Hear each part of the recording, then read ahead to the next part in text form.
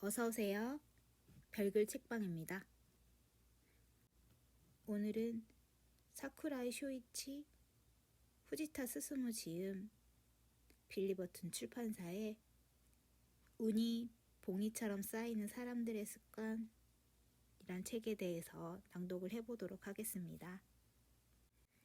이 책은 총 5장으로 나누어져 있는데요. 각각의 장에 같은 소제목을 사쿠라이 쇼이치와 후지타 스스무가 이야기한 것을 모아놓은 책입니다. 부자나 성공한 사람들은 모두 운이 좋았다라고 말하는데요. 운이 찾아올 때 그 흐름을 반드시 올라타는 사람들이 39가지 습관 중에서 몇 가지를 알아보도록 하겠습니다. 운을 불러오는 마음 습관, 담담함, 욕망에 사로잡히지 않는다, 후지타 스스무. 평소 축구 경기 보는 걸 좋아하는데 지켜보면 힘이 들어간 팀은 대체로 패배한다. 이제 물러설 곳이 없어. 여기서 치면 끝이야.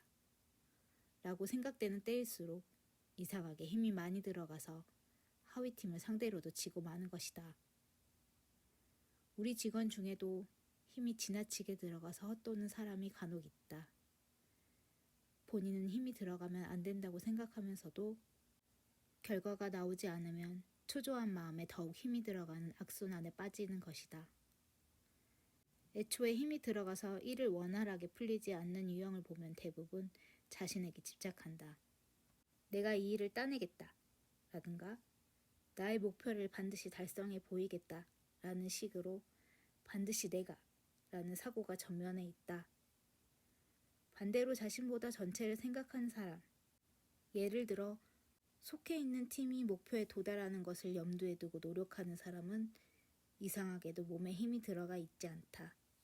회사 초창기에 자신의 힘을 충분히 발휘할 수 있는 벤처기업에서 일하고 싶다며 대기업에서 옮겨온 사람이 있었다.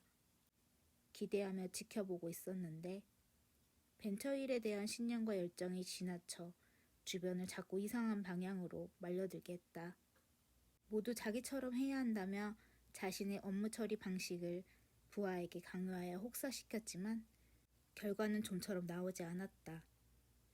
불만과 피로만 더해지고 더 이상은 못 버티겠다고 털어놓는 직원도 있었다. 몇 번 주의를 줘도 듣지 않았기 때문에 더 이상 가망이 없겠다는 생각이 들었다. 보다 못한 나는 업무 방식을 바꾸지 않을 거면 회사를 그만두라고 강한 어조로 말했다. 본인은 타당하다고 믿으며 열심히 노력하고 있었기 때문에 상당히 충격을 받았을 것이다. 하지만 그것이 계기가 되어 이후에 업무 처리 방식이나 태도가 180도 달라졌다. 조직의 방향성에 맞추어 자신이 아닌 회사와 팀을 우선해서 생각하게 된 것이다. 최면에서 깨어난 것처럼 힘을 빼자 사람이 이렇게까지 달라질 수 있구나 싶을 만큼 변모했다. 본인도 나중에는 자신이 착각했다고 반성했으며 그 후에 눈부시게 활약하여 경영본부를 담당하는 상무이사에 올랐다. 내 생각에 당시 그는 자신감이 없었던 것 같다. 자신감이 없었기 때문에 과도하게 분발했고 그 결과 한껏 힘이 들어갔던 것이다. 나도 대학을 나와서 막 취직했을 무렵에는 자신감이 없었다. 하지만 결과적으로 다행이었던 것은 힘이 들어가지 않았던 점이라고 생각한다. 입사 첫 해에는 매일 아침 첫차로 출근해서 막차로 퇴근하며 1년 동안 거의 하루도 쉬지 않고 일했다. 자신감이 없으니 그저 노력이라도 하자는 생각이었다. 이후 그런 업무 태도를 인정받아 출자를 받아서 창업까지 할 수 있었다. 이렇게 말하면 창업을 염두에 두고 노력했던 것 아니냐고 하겠지만 그렇진 않았고 다만 회사에서 부여받은 매달 목표를 완수하는 데 빠져서 일에 매진됐을 뿐이다. 오히려 나에게 라이벌 의식을 가지고 있던 동기에게 힘이 들어갔을지도 모른다. 입사 때부터 언젠가 내 회사를 세워야겠다고 생각은 했으나 사쿠라이 씨가 말했듯이 머릿속 어딘가에 넣어두고 잊은 듯 지냈다. 이기고 싶다는 욕망이 지나치게 강하면 힘이 들어가서 오히려 이길 수 없다. 물론 오로지 이기고 싶다는 생각이 가득 찬 사람이 강할 때도 있다. 다만 이기고 싶다고 생각은 해도 힘은 빼자. 담담하게 내가 해야 할 일을 하면 된다. 그런 태도야말로 결과를 내느냐, 그러지 못하느냐를 가르는 분기점이 될 것이다. 나쁜 흐름을 끊다. 슬럼프에 빠지면 의식적으로 거리를 둬라. 사쿠라의 쇼이치. 사람은 모두 일상에서 집중할 수 있는 무언가를 가지고 있기 마련이다. 집중함으로써 일의 생산성이 올라가거나 운동 실력이 향상되기도 하고 요리 실력이 좋아지기도 한다. 이처럼 집중하는 것은 무척이나 중요하지만 집중을 절대적으로 좋은 것이라고 생각해서 무엇에든 지나치게 집중하는 습관을 들이면 때론 부작용도 나타난다. 세상을 두루 관찰하면 왜 그런지 바로 알 수 있다. 학창시절에 공부만 지나치게 열심히 해서 인간성이 그다지 성장하지 않은 채로 사회에 나와 고생하는 사람들이 적지 않다. 또는 침울하거나 분노에 사로잡힌 사람이 그 감정에 지나치게 집중하면 정상적인 생활을 하지 못한다. 집중이 부정적인 결과를 초래하는 경우를 보면 그것에 사로잡힌 상태일 때가 많다. 무언가에 사로잡힌 마음은 경직되고 유연성을 잃는다. 그래서 다양한 변화에 능숙하게 대응할 수 없게 된다. 예를 들어 슬럼프에 빠졌을 때 무엇보다 중요한 것은 슬럼프 상태에 사로잡히지 않는 것이다. 하지만 사람이란 슬럼프에 빠지면 그곳에서 조금이라도 빨리 빠져나오려고 초조해 하다가 오히려 그 상태에 사로잡히고 만다. 그래서 기분을 자유자재로 전환하거나 관조적인 자세로 자신을 바라볼 수 없는 것이다. 슬럼프일 때는 그 상태에 시선을 돌려 전혀 다른 일을 생각하거나 실행하는 것이 좋다. 어질러진 방을 꼼꼼히 청소하거나 여행을 가는 등 환경을 바꿔보는 것도 좋은 방법이다. 슬럼프는 흐름이 좋지 않은 상태이므로 의식적으로 그로부터 거리를 두는 것이다. 거리를 두는 전환점을 만들어서 흐름을 바꾸는 계기를 만든다. 그렇게 하면 슬럼프에 빠지기 전에 좋은 상태였을 때의 감각이 되살아날 수 있다. 의식적으로 거리를 두는 전환을 원활하게 하는 사람은 슬럼프에 빠져도 그것에서 빨리 빠져나올 수 있다. 슬럼프는 악순환을 불러오기 마련이므로 그 기간은 되도록 짧을수록 좋다. 따라서 일상에서 의식적으로 나쁜 흐름이나 컨디션과 거리를 두는 감각을 연마하는 것이 필요하다. 슬럼프, 나쁜 운기를 차단하는 법. 후지타 스스무. 마작 게임에서 크게 패하는 사람은 상황이 나쁜데도 계속하는 사람이다. 패배를 만회하는 것은 내일이나 일주일 후에 해도 상관없으니 일단 머리를 식히면 좋을 텐데 이런 사람은 열을 내며 조급하게도 바로 만회하고 싶어 한다. 게임이란 회수율이나 기대치에서 보면 판을 주관하는 자가 유리해지도록 구성되어 있지만 반면 플레이어에게는 언제든 자리에서 일어날 수 있는 권리와 판돈을 올리거나 내릴 수 있는 권리가 주어져 있다. 플레이어는 이 두 가지 권리를 구사하여 이기는 수밖에 없는데 많은 사람이 그 유리한 권리를 불리하게 사용하다가 패배한다. 플레이어는 언제든 자리를 뜰 수 있으므로 흐름이 너무 좋지 않을 때는 자리에서 일어나면 된다. 또한 판돈을 올리거나 내릴 수 있으므로 흐름이 좋을 때는 많이 걸고 반대로 나쁠 때는 적게 걸면 된다. 하지만 불가사의한 존재인 인간은 흐름이 나쁠 때일수록 끈질기게 버티며 패배를 만회하기 위해 많은 돈을 걸고 흐름이 좋을 때는 이익을 빨리 확정짓고 싶어서 여전히 괜찮은 흐름에 있어도 일찌감치 자리를 뜨고 만다. 회사 경영에 있어서도 비슷한 상황이 자주 발생한다. 예를 들어 수익 상태가 좋지 않은 적자 사업을 어떻게든 꾸려나가려고 하다가 수렁에 빠지는 때가 있다. 사업 진행이 순조롭지 않을 때는 업무 실적이 나빠질 뿐만 아니라 평판이 떨어지고 사내의 분위기도 어두워지면서 모두가 자신감을 잃기 쉽다.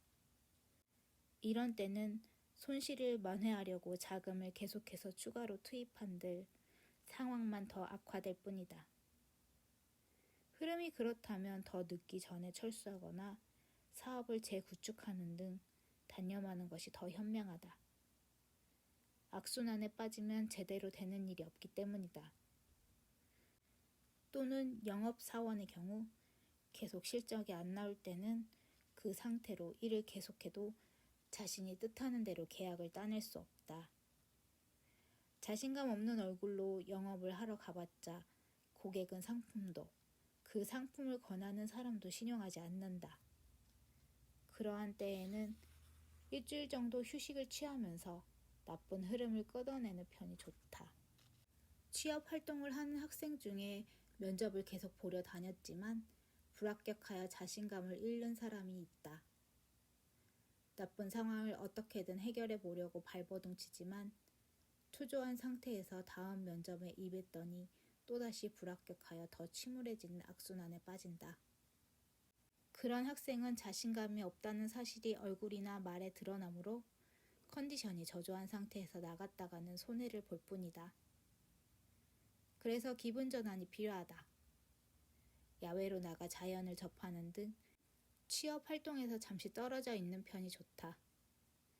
재충전해서 밝은 얼굴로 면접을 보는 것과 어둡고 불안해 보이는 얼굴로 면접을 보는 것은 면접관에게 완전히 다른 인상을 주기 때문이다. 마이너스를 만회하려고 할 때 저지르기 쉬운 부정적인 집중은 비유하자면 일부러 운의 흐름을 악화시키려고 노력하는 것과 같다. 이왕 집중을 한다면 흐름이 좋을 때 해야 한다. 한편 긍정적인 집중이라고 할 수 있는 흐름이 좋을 때 하는 집중도 긴장을 늦춰서는 안 된다. 업무가 원활하게 진행될 때는 평판이 올라가고 사내의 분위기도 좋아지며 모두가 자신감이 충만하다. 그럴 때는 연이어 좋은 소식이 날아들고 일을 하면 할수록 수익 영역이 넓어진다. 흐름이 좋을 때는 크게 비약할 수 있는 기회이므로 잠시라도 집중이 흐트러져서는 안 된다. 집중은 하나의 일에 얼마나 깊이 빠져들 수 있는가 보다 그 이외의 것에 얼마나 마음을 빼앗기지 않을 수 있는가를 요구한다. 정신을 분산시킬 만한 일은 엄격하게 잘라내는 능력의 차이가 곧 집중력의 차이로 나타나는 것이다. 승부처에 있을 때 폭발적인 집중력은 평소의 몇십, 몇백 배나 되는 성과를 가져다 준다. 운과 잡무. 잡무를 얕보면 운에서 멀어진다. 사쿠라이 쇼이치. 예전에 나름 큰 기업에서 임원을 맡고 있는 지인이 그 정도 지위에 있어도 업무의 70% 정도가 잡무라는 말을 푸념처럼 한 적이 있다. 내가 그것 또한 훌륭한 일이지 않느냐고 말했더니 상대는 놀란 얼굴을 했다. 애초에 일이라는 것은 본질적으로 수많은 잡무들이 모여 만들어진 것이다.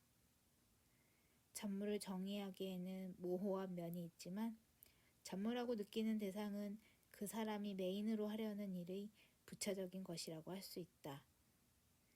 그게 아니면 자신이 맡은 일을 가볍게 보고 있는 것이다.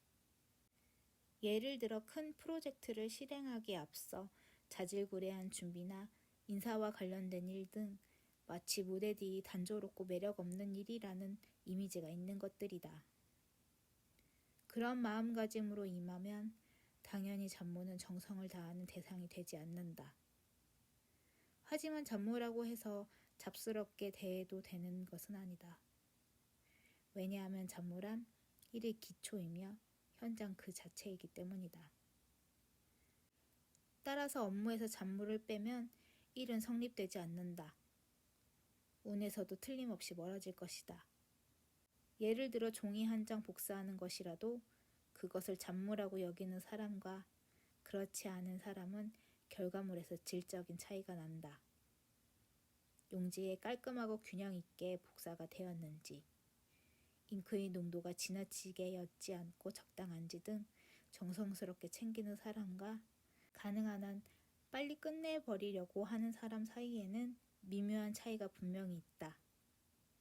사무적으로 하는 수발주 전화나 메일 업무도 그것을 잡무로 생각하고 처리하는 사람과 중요한 일이라고 생각하며 정성스럽게 임하는 사람 사이에는 결과에 큰 차이가 생긴다. 정성스럽게 제대로 하는 사람은 상대의 신뢰도가 높아져서 양호한 거래관계를 오랫동안 이어갈 수도 있다. 수발주 내용을 틀려서 문제가 되는 일도 없을 것이다. 혼다사의 창업자 혼다 소이치로는 철저한 현장주의자로 공장을 자주 시찰했다고 한다. 그가 기름 투성이 손을 한 공장 직원과 악수를 하려고 다가갔을 때 직원이 자신의 손 때문에 죄송스러워하자 기름 냄새가 나는 손이 좋다며 개의치 않고 악수를 하여 그 직원이 감격했다는 이야기를 들은 적이 있다. 우수한 경영자는 현장이 가장 중요하다는 사실을 알고 있다. 사무실에서 머리만 쓰는 사람은 현장 업무를 잡무라고 여기기 쉽지만 그것은 명백한 오산이다. 잡무는 기초이며 현장이다. 따라서 잡무를 소홀히 대하는 것은 기본을 소홀히 대하는 것과 같다. 오늘은 여기까지 낭독하도록 하겠습니다. 들어주셔서 감사합니다.